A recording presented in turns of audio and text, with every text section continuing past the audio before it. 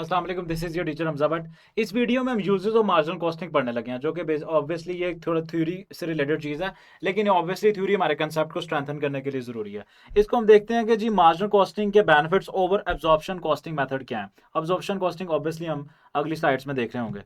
Marginal costing provide more useful information. Marginal costing के जरिए हमें जो इन्फॉर्मेशन मिलती है वो ज़्यादा कारआमद होती है डिसीजन मेकिंग के लिए। कैसे होती है?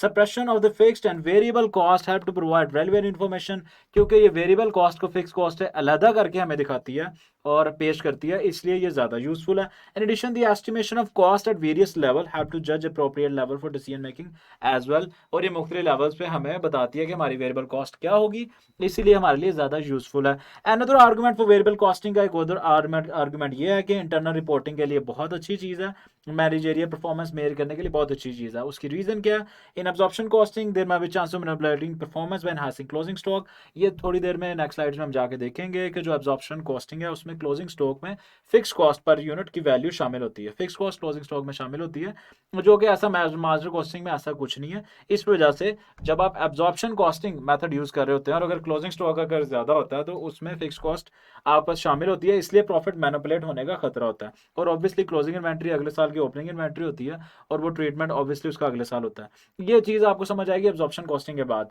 अभी आप इतना ही समझ लें, क्योंकि ये क्लोजिंग इन्वेंट्री में फिक्स कॉस्ट शामिल होती है, इसलिए मैनेजरियल परफॉर्मेंस मेजर करने के लिए मार्जिनल कॉस्टिंग ज्यादा अच्छा तरीका है as compare to absorption costing.